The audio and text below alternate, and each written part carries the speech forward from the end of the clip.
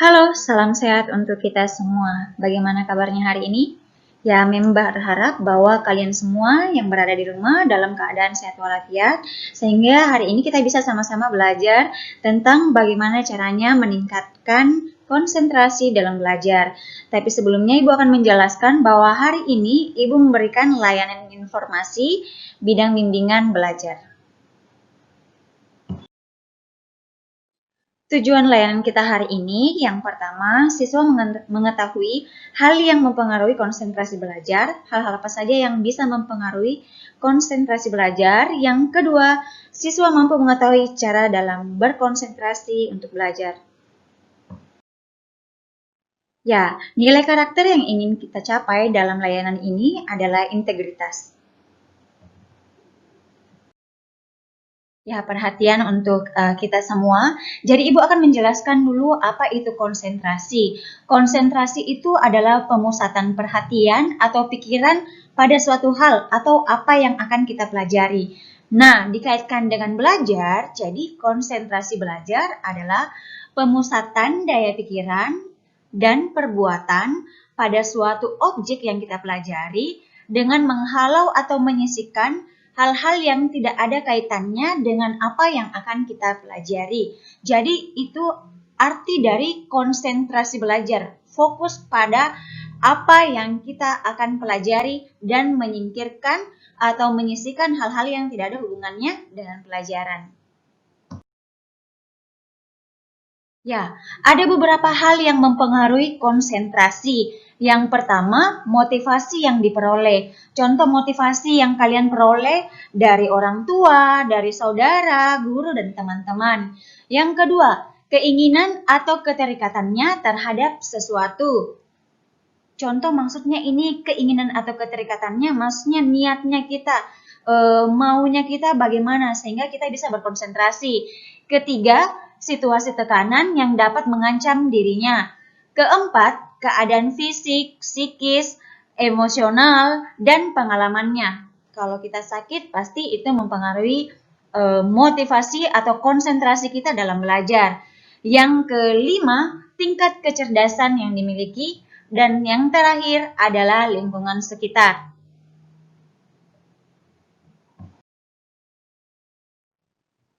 Ada beberapa penyebab kurangnya konsentrasi. Yang pertama, lemahnya minat dan motivasi pada pelajaran. Mungkin ada beberapa di antara kalian yang kalau pelajaran tertentu, ya mungkin tidak konsentrasi karena memang tidak ada niat, tidak ada motivasi. Yang kedua, perasaan gelisah, tertekan, marah, khawatir, takut, benci, dan dendam. Terus yang ketiga, suasana lingkungan belajar yang berisik dan berantakan. Ya, saya rasa kalau kita belajar, kita butuh suasana yang mendukung ya, tidak ribut. Dan saya yakin dan percaya kalau misalnya ada keributan, ada yang ribut di lingkungan rumahnya, lingkungan sekolah, ada yang menyalakan musik keras-keras, pasti kalian tidak akan berkonsentrasi dalam belajar. Yang keempat, kondisi kesehatan jasmani. Nah, ini kalau misalnya sakit ya, pasti kalau kita sakit, pasti kita tidak akan konsentrasi dalam belajar. Kelima, bersifat pasif dalam belajar. Nah, sekarang Mem akan menjelaskan bagaimana cara meningkatkan konsentrasi belajar. Yang pertama yang harus kita perhatikan adalah kesiapan belajar. Sebelum melakukan aktivitas belajar, kita harus benar-benar dalam kondisi fresh atau segar. Pasti kalau kita misalnya dalam kondisi yang tidak fresh atau segar atau belum mandi, pakaian berantakan ya, tidak rapi, rambut juga tidak rapi, pasti kalian tidak akan berkonsentrasi dalam belajar karena kalian merasa risih dengan keadaan kalian yang misalnya contoh belum mandi. Dan ada beberapa hal yang mempengaruhi konsentrasi atau kesiapan belajar kita. Ya, ada dua hal. Yang pertama itu kondisi fisik, yang kedua kondisi psikis. Kondisi fisik harus bebas dari gangguan penyakit. Contoh misalnya kekurangan gizi atau adanya rasa-rasa lapar ya. Contoh kalau kita lapar, saya yakin dan percaya kalian tidak akan konsentrasi belajar. Pikiran kalian akan tertuju pada bekal, kantin, atau makanan yang ada di dapur. Yang kedua, kondisi fisik. Kondisi fisik di sini itu berkaitan erat dengan ketegangan emosional seperti cemas, kecewa, patah hati, iri, dan dendam. Nah, selanjutnya, poin kedua, bagaimana cara meningkatkan konsentrasi adalah cara belajar yang baik. Untuk memudahkan konsentrasi belajar, dibutuhkan panduan untuk pengaktifan cara berpikir, menyeleksi fokus masalah dan pengarahan, rasa ingin tahu, juga harus memuat tujuan yang hendak dicapai, dan cara-cara menghidupkan dan mengembangkan rasa ingin tahu. Yang ketiga, lingkungan yang kondusif. Belajar membutuhkan lingkungan yang kondusif untuk memperoleh hasil yang lebih optimal dan diupayakan tempat dan ruangan yang teratur dan bersih. Saya rasa kalau kita belajar pada lingkungan yang tidak kondusif, apa yang kita pelajari itu tidak akan tercerna dengan baik. Kenapa? Karena lingkungan kita mungkin kotor, ribut, dan tidak memungkinkan kita untuk konsentrasi dalam belajar. Keempat, belajar aktif. Jika sulit berkonsentrasi belajar di sekolah atau sulit mengerti dengan yang dijelaskan oleh guru atau teman-teman kita, maka kita harus mengembangkan pola belajar aktif.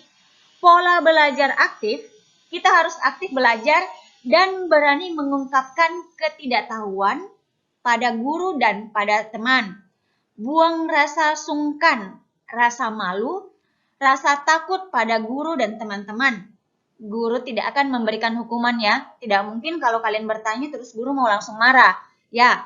Dan yang kelima, perlu penyegaran pikiran. Sekali-kali kalian perlu menyegarkan pikiran. Contoh mungkin kalau misalnya dalam masa normal, kalian perlu mungkin kalau misalnya belajar dari Senin sampai Sabtu, hari Minggu ada waktu refreshing. Nah, kalau sekarang kalian belajar di rumah, tidak ada salahnya kalau misalnya pada saat belajar dan telah selesai mengerjakan tugas, pokoknya sudah tidak ada beban lagi untuk belajar atau tugas lagi yang perlu dikerjakan, kalian bisa menonton TV, bermain game, atau menyalurkan hobi kalian. Contoh mungkin ada yang bercita-cita jadi YouTuber, jadi mungkin beberapa dari kalian menonton YouTube kah, atau mungkin ada yang melukis, mewarnai, dan ada banyak hal positif yang bisa kalian lakukan untuk meningkatkan konsentrasi belajar kalian, untuk bisa menyegarkan pikiran kalian. Dan mengingatkan ya, yang tadi mengenai penyegaran pikiran bermain game, boleh bermain game, tapi ingat waktu. Gamenya juga tidak boleh lama-lama ya, karena pasti ya kuota akan cepat habis. Nah, sekarang ya ada tugas yang Mem akan berikan kepada kalian. Nah, ini kan penjelasannya Mem tentang bagaimana cara meningkatkan konsentrasi belajar. Nah, sekarang Mem akan tugaskan kalian, coba catat di buku catatan kalian bagaimana cara meningkatkan konsentrasi belajarnya kalian, versinya kalian, atau bagaimana caranya kalian secara pribadi supaya bisa konsentrasi dalam belajar. Ya, jadi kalian tulis di buku catatan kalian. Yang pertama, bagaimana cara meningkatkan konsentrasi belajar versi kalian. Ya, yang kedua, kira-kira hal apa saja yang ingin kalian ketahui lagi dalam meningkatkan konsentrasi belajar? Ya, hal apa saja yang ingin kalian lakukan atau apa yang ingin kalian ketahui lagi dalam meningkatkan rasa konsentrasi belajar?